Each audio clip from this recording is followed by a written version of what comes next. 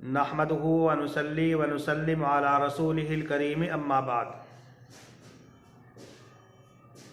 हज़रत अबू बकर सिद्दीक़ रज़ियल्लाहु ताला अन्हु का जज़्ब इस्लामी और गैरत ईमानी। बुज़ुर्गान मोहतरम, हज़रत अबू बकर सिद्दीक़ रज़ियल्लाहु ताला अन्हु को कुरान करीम की तिलावत से बहुत ज़्यादा लगाव था, बेहद शगफ़ था। आप कुरान करीम की तिलावत अपने घर के चबूतरे पर बुलंद आवाज़ से किया करते थे। मुशरिकीन मक्का की बाद औरतें और बाद बच्चे आपके इर्द गिर्द जमा होकर आपकी तिलावत कुरान करीम को बगौर सुनते थे, जिसकी वजह से मुशरिकीन मक्का को यह खदशा हुआ कहीं ऐसा ना हो कि हमारी औरतें और हमारे बच्चे अबू बकर सिद्दीक़ की कुरान करीम की तिलावत से मुतासिर होकर इस्लाम में दाखिल हो जाएं। इसलिए अबू बकर सिद्दीक़ की तिलावत कुरान पर पाबंदी लगाने की कोशिश की गई।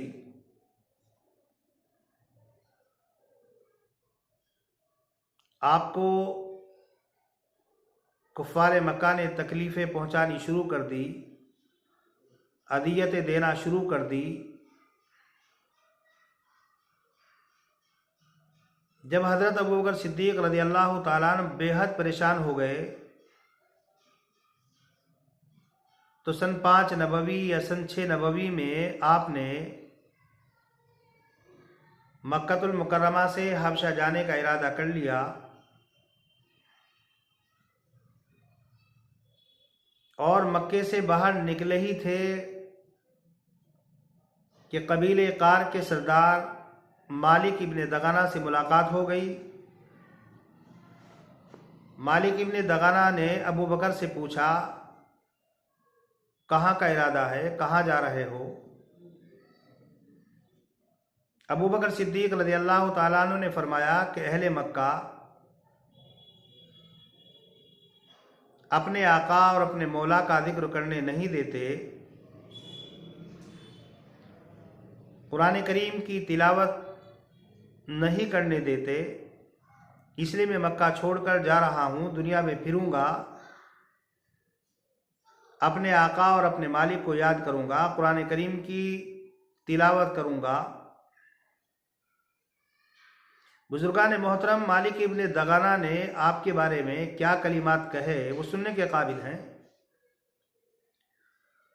मालिक इब्ने दगाना ने अबू बकर सिद्दीक़ से कहा कि आप जैसी शख्सियत न मक्के से जा सकती है, न आप जैसी शख्सियत को मक्के से निकाला जा सकता है। आप लोगों के साथ सिला रहमी करते हैं, कमज़ोर लोगों का आप बोझ उठाते हैं, गुरबा, मसाकीन, यतामा, बेवाओं की आप मदद करते हैं, हरम के मेहमानों की आप मेहमान नवाजी करते हैं। ये वही कलिमात थे जो खदीजतुल कुबरा रज़ियल्लाहु ताला अन्हा ने पहली वही के बाद रसूल अकरम सल्लल्लाहु अलैहि वसल्लम के सिलसिले में इरशाद फरमाए थे। दरअसल हर सहाबी ये चाहता था कि रसूल अकरम सल्लल्लाहु अलैहि वसल्लम की जो सिफ़ात हैं, जो औसाफ़ महमूदा हैं, वो अपने अंदर जज्ब कर ले और उनको जुज़्वे लायनफ़क बना ले। रसूल अकरम सल्लल्लाहु अलैहि वसल्लम ने इरशाद फरमाया, तख़ल्लक़ू बि अख़लाक़िल्लाह। हर सहाबी इस हदीस पर पूरा पूरा अमल करना चाहता था। बहरहाल मालिक इब्ने दगाना अबू बकर को मक्का वापस ले गया और अहले मक्का से कहा कि अबू बकर को मैं लेकर आया हूँ और ये मेरी अमान में है, कोई इनको तकलीफ़ नहीं पहुँचाएगा। मुशरिकीन मक्का ने कहा, ठीक है, लेकिन हमारी एक शर्त है कि अबू बकर अपने घर के चबूतरे पर कुरान करीम की तिलावत बुलंद आवाज़ से ना किया करें। अबू बकर सिद्दीक रज़ी अल्लाह ताला अन्हु ने इस शर्त को मंजूर कर लिया, लेकिन 2-4 दिन ही गुजरे थे कि दिल के अंदर जज्बे इस्लामी पैदा हुआ। उसने दिल के अंदर एक वलवला पैदा किया कि ये मुशरिकी लात व उज़्ज़ा की पूजा पाठ अलल ऐलान करें, खुल्लम खुल्ला करें, और मैं कुरान करीम की तिलावत घर के अंदर छुप कर आहिस्ता से करूं। ये जज्बे इस्लामी और गैरत ईमानी के ख़िलाफ़ है। और फिर अपने चबूतरे पर आकर बुलंद आवाज़ से कुरान करीम की तिलावत करने लगे। मुशरिकीन मक्का ने मालिक इब्न दगाना को बुलाया, बुला कर के कहा कि देखो, जो शर्त तय हुई थी अबू बकर उस पर अमल पैरा नहीं। मालिक इब्न दगाना ने अबू बकर सिद्दीक रज़ी अल्लाह ताला अन्हु से फरमाया कि कुरान करीम की तिलावत अपने घर में आहिस्ता से किया करो, अपने घर के चबूतरे पर बुलंद आवाज़ से कुरान करीम की तिलावत मत करो। अगर तुम अपनी शर्त पर अमल नहीं करोगे तो मैं अपनी अमान वापस ले लूँगा और ये लोग आपको तकलीफ़ पहुँचाएंगे तो मेरी जिम्मेदारी नहीं होगी। अबू बकर सिद्दीक रज़ी अल्लाह ताला अन्हु ने फरमाया कि ठीक है, आप अपनी अमान वापस ले लीजिए, मुझे आपकी अमान की ज़रूरत नहीं। मैं तो अल्लाह की अमान में हूँ, अल्लाह की हिफाजत में हूँ। आप हजरात को मालूम होगा कि अहले फारिस आतिश परस्त थे, आग की पूजा किया करते थे, और अहले रोम अहले किताब थे। अहले फारिस अहले रोम पर गालिब आ गए तो मुशरिकीन मक्का यूं कहा करते थे कि जैसे अहले फारिस अहले रोम पर गालिब आ गए, इसी तरीके से हम मोहम्मद और मोहम्मद के साथियों पर गालिब आ जाएंगे। और जब मुशरिकीन मक्का ये बात कहते थे तो मुसलमानों को तकलीफ़ होती थी, इसलिए कि अहले रोम और मुसलमान दोनों अहले किताब थे और मुशरिकीन मक्का को अहले फारिस से मुशाबहत थी। तो कुरान करीम की एक आयत नादिल हुई, अलिफ लाम मीम गुलिबतिर रूम, कि अन करीब अहले रोम अहले फारिस पर गालिब आ जाएंगे चंद सालों में। जब मुशरिकीन मक्का ने इस आयत को सुना तो ठट्टा किया, तमस्खुर किया, मजाक उड़ाया और कहने लगे कि मोहम्मद ने यह आयत अपनी तरफ से घड़ी और घड़ करके पेश कर दी।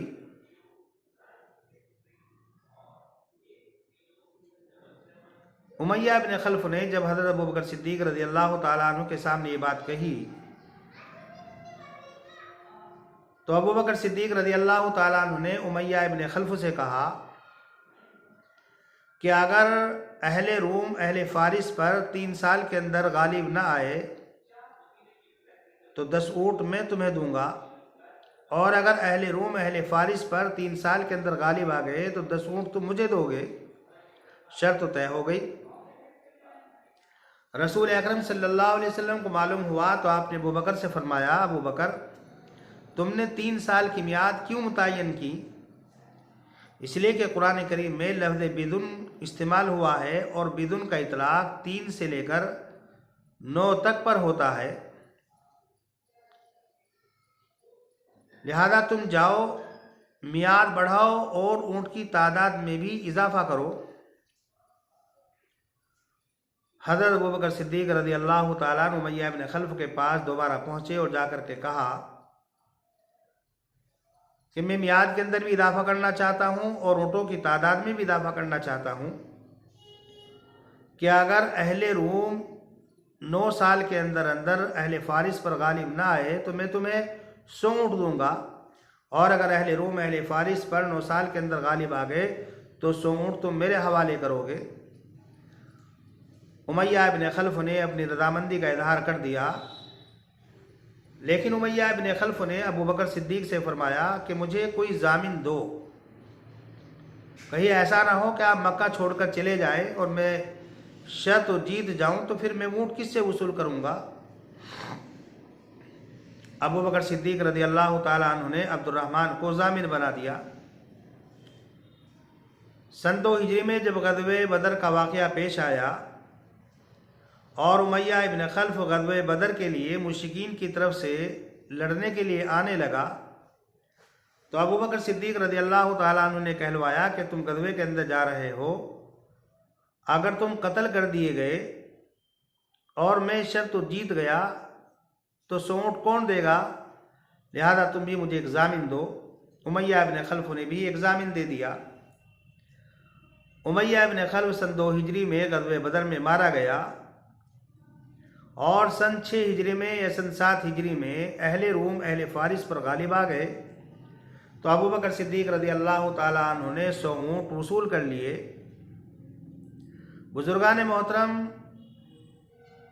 उस वक्त तक शर्त लगाना हराम नहीं था। शर्त लगाने की हुर्मत बाद में नादिल हुई। हज़रत अबू बकर सिद्दीक रज़ी अल्लाह ताला अन्हु, जिन्होंने नबी अकरम सल्लल्लाहु अलैहि वसल्लम के साथ हिजरत फरमाई और आपकी हिजरत पीर के दिन रबीउल अव्वल के महीने में सन 13 नबवी में हुई, 15 दिन या 15 दिन से कम कुबा के अंदर आपका क़याम रहा। फिर मदीना मनव्वरा के अंदर चले गए और जितने भी गज़वात हुए हज़रत अबू बकर सिद्दीक रज़ी अल्लाह ताला अन्हु हर ग़ज़वे में रसूल अकरम सल्लल्लाहु अलैहि वसल्लम के साथ रहे। ग़ज़वे बदर जो सन 2 हिजरी में पेश आया, हज़रत अब्दुर्रहमान इब्न अबी बकर रज़ी अल्लाह ताला अन्हु जो सन 2 हिजरी तक मुसलमान नहीं हुए थे और ग़ज़वे बदर में मुश्रिकीन की तरफ से लड़ने के लिए आए थे, बाद में इन्होंने इस्लाम कबूल किया। तो बाद में इस्लाम कबूल कर लेने के बाद बताते हैं कि अब्बू जान, यानी अब्दुर्रहमान कहते हैं अपने वालिद से, अब्बू जान, ग़ज़वे बदर में आप मेरे निशाने पर कई मरतबा आए, लेकिन बाप होने की हैसियत से मैंने आप पर हमला नहीं किया, तलवार नहीं चलाई। अबू बकर ने क्या जवाब दिया? अबू बकर सिद्दीक रज़ी अल्लाह ताला अन्हु ने फरमाया कि अगर तुम मेरे सामने एक मरतबा भी आ जाते तो सबसे पहले मैं तुम्हारे ऊपर वार करता, तुम्हारे ऊपर हमला करता। बुजुर्गान मोहतरम, ये जज्बे इस्लामी और गैरत ईमानी ही थी। सन 3 हिजरी के अंदर ग़ज़वे उहद पेश आया और मुसलमान ग़ज़वे उहद के अंदर मुंतशिर हो गए और ये बात मशहूर कर दी गई कि रसूल अकरम सल्लल्लाहु अलैहि वसल्लम को शहीद कर दिया गया। तो सफ़ों को चीरते हुए सबसे पहले रसूल अकरम सल्लल्लाहु अलैहि वसल्लम के पास जो पहुँचे थे वह हज़रत अबू बकर सिद्दीक रज़ी अल्लाह ताला अन्हु थे। फिर वहाँ पर उबैदा इब्न जर्राह आए, उमर इब्न खत्ताब आए, अबू दुजाना आए, साद इब्न अबी वक़ास आए, हज़रत ज़ुबैर आए, हज़रत तलहा इब्न उबैदुल्लाह आए, हारिस इब्न सम्मा आए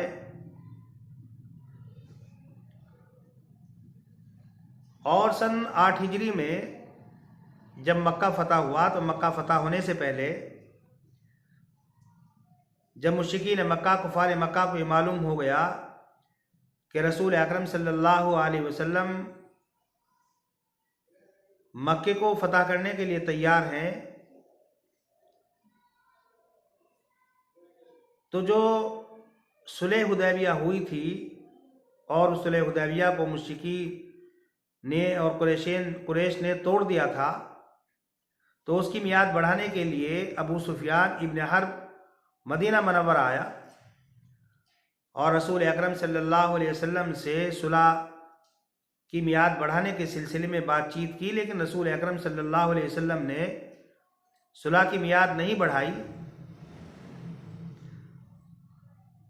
तो उसके बाद हज़रत अबू बकर सिद्दीक़ रज़ियल्लाहु ताला अन्हु के पास पहुंचा और जाकर के कहा कि आप अल्लाह के पैगंबर से कह दीजिए कि सुलह की मियाद के अंदर इजाफा कर लीजिए, मियाद बढ़ा लीजिए। लेकिन अबू बकर सिद्दीक़ रज़ियल्लाहु ताला ने फरमाया, जिवारी फ़ी जिवारी रसूलिल्लाह, मैं वही कहूँगा जो अल्लाह के रसूल ने कहा। और सन 8 हिजरी में जब मक्का फतह हो गया तो हज़रत अबू बकर सिद्दीक़ रज़ियल्लाहु ताला अन्हु के वालिद मोहतरम अबू कुहाफ़ा, जो उस वक्त तक मुसलमान नहीं हुए थे, उनको हुज़ूर अकरम सल्लल्लाहु अलैहि वसल्लम की खिदमत बाबरकात में लाए। तो अल्लाह के पैगंबर ने उनके वालिद मोहतरम को देखकर, जो बहुत ज़्यादा ज़ईफ़ हो चुके थे, बाल सफ़ेद हो चुके थे, फरमाया कि इनको तकलीफ़ देने की क्या ज़रूरत है, मैं खुद ही चला जाता इनके पास। और आपके वालिद मोहतरम ने इस्लाम कबूल किया। अल्लाह के पैगंबर सल्लल्लाहु अलैहि वसल्लम ने इरशाद फरमाया कि इनके बालों को रंग दो, यानी खिजाब कर दो।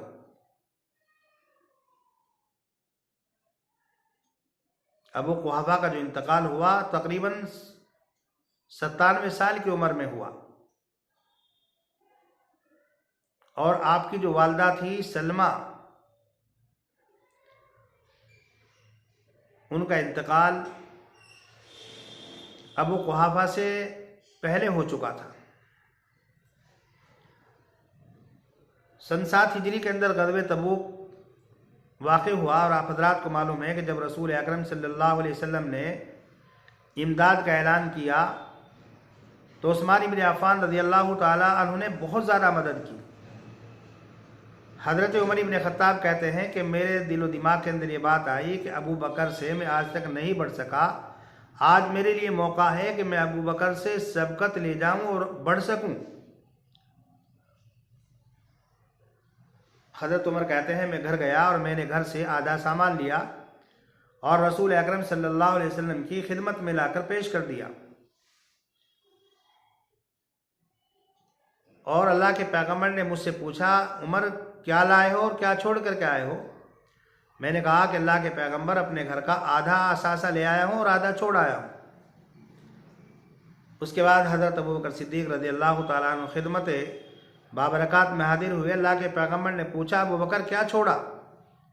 कहा कि अल्लाह के पैगंबर, जो कुछ घर में था सब ले आया हूँ, सिर्फ अल्लाह के रसूल का नाम बाकी है।